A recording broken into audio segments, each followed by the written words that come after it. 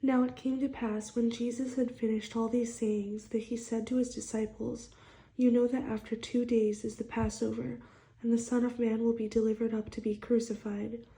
Then the chief priests, the scribes, and the elders of the people assembled at the palace of the high priest, who was called Caiaphas, and plotted to take Jesus by trickery and kill him.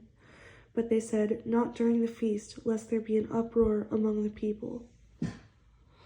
And when Jesus was in Bethany at the house of Simon the leper, a woman came to him having an alabaster flask of very costly fragrant oil, and she poured it on his head as he sat at the table. But when his disciples saw it, they were indignant, saying, "Why this waste? For this fragrant oil might have been sold for much and given to the poor." But when Jesus was aware of it, he said to them, "Why do you trouble the woman? For she has done a good work for me. For you have the poor with you always, but me you do not have always. For in pouring this fragrant oil on my body, she did it for my burial. Assuredly I say to you, wherever this gospel is preached in the whole world, what this woman has done will also be told as a memorial to her."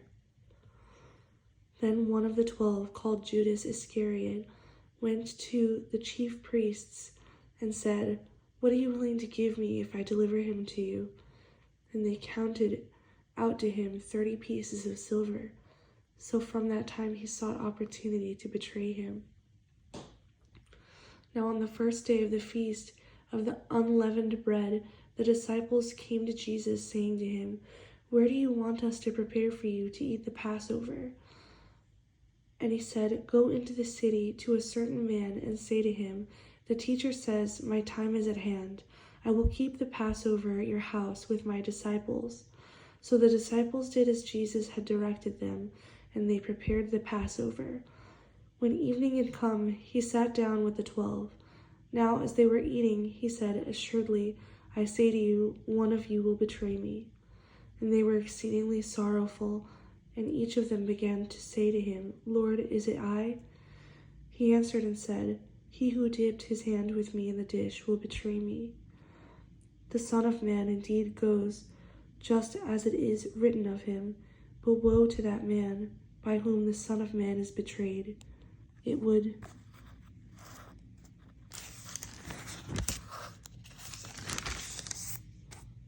have been good for that man if he had not been born."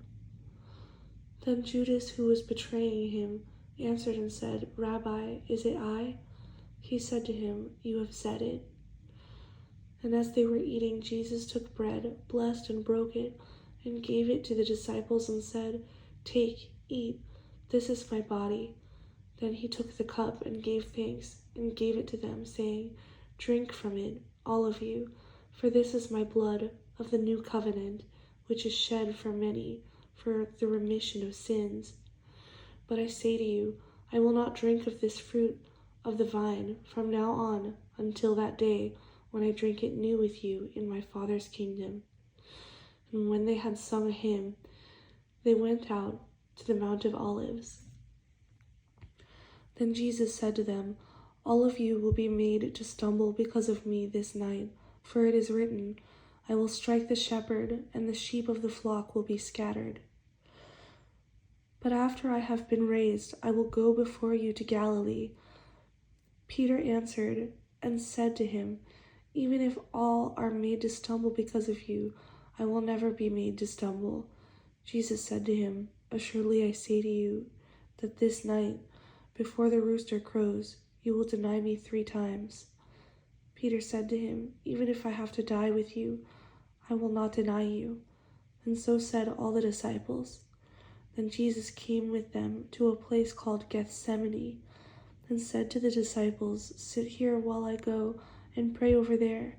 And he took with him Peter and the 2 sons of Zebedee, and he began to be sorrowful and deeply distressed. Then he said to them, "My soul is exceedingly sorrowful, even to death.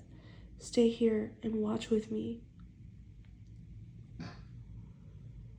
He went a little farther and fell on his face and prayed, saying, "O my Father, If it is possible, let this cup pass from me. Nevertheless, not as I will, but as you will." Then he came to the disciples and found them sleeping, and said to Peter, "What? Could you not watch with me 1 hour? Watch and pray, lest you enter into temptation. The spirit indeed is willing, but the flesh is weak." Again, a second time he went away and prayed, saying, "O my Father, if this cup cannot pass away from me unless I drink it, your will be done." And he came and found them asleep again, for their eyes were heavy. So he left them and went away again and prayed the third time, saying the same words.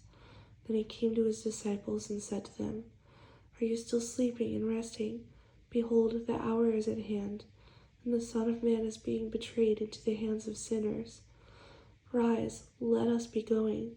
See, my betrayer is at hand." And while he was still speaking, behold, Judas, one of the 12, with a great multitude with swords and clubs, came from the chief priests and elders of the people. Now his betrayer had given them a sign, saying, "Whomever I kiss, he is the one. Seize him." Immediately he went up to Jesus and said, "Greetings, Rabbi," and kissed him. But Jesus said to him, "Friend, why have you come?" Then they came and laid hands on Jesus and took him. And suddenly one of those who were with Jesus stretched out his hand and drew his sword, struck the servant of the high priest, and cut off his ear. But Jesus said to him, "Put your sword in its place, for all who take the sword will perish by the sword. Or do you think that I cannot now pray to my Father, and he will provide me with more than 12 legions of angels?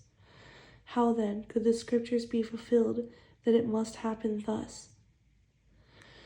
In that hour Jesus said to the multitudes, "Have you come out as against a robber with swords and clubs to take me?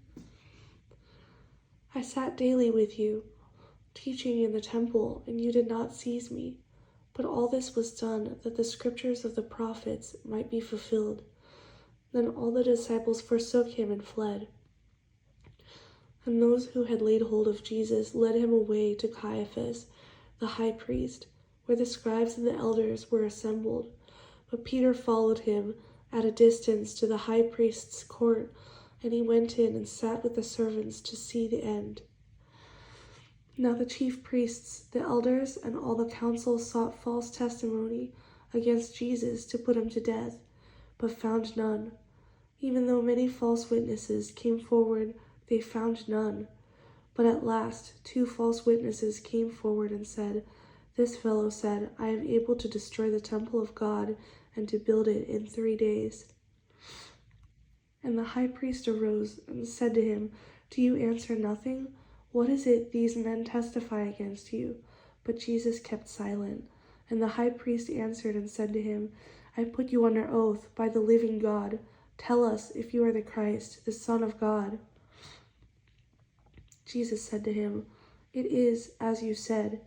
Nevertheless, I say to you, hereafter you will see the Son of Man sitting at the right hand of the power and coming on the clouds of heaven." Then the high priest tore his clothes, saying, "He has spoken blasphemy. What further need do we have of witnesses? Look, now you have heard his blasphemy. What do you think?" They answered and said, "He is deserving of death." Then they spat in his face and beat him, and others struck him with the palms of their hands, saying, "Prophesy to us, Christ. Who is the one who struck you?" Now Peter sat outside in the courtyard, and a servant girl came to him, saying, "You also were with Jesus of Galilee." But he denied it before them all, saying, "I did not know what you were saying." And when he had gone out to the gateway, another girl saw him and said to those who were there, "This fellow also was with Jesus of Nazareth." But again he denied with an oath, "I do not know the man." And a little later those who stood by came and said to Peter, "Surely you also are one of them, for your speech betrays you." Then he began to curse and swear, saying, "I do not know the man." Immediately a rooster crowed, And Peter remembered the word of Jesus, who had said to him, "Before the rooster crows, you will deny me 3 times." So he went out and wept bitterly.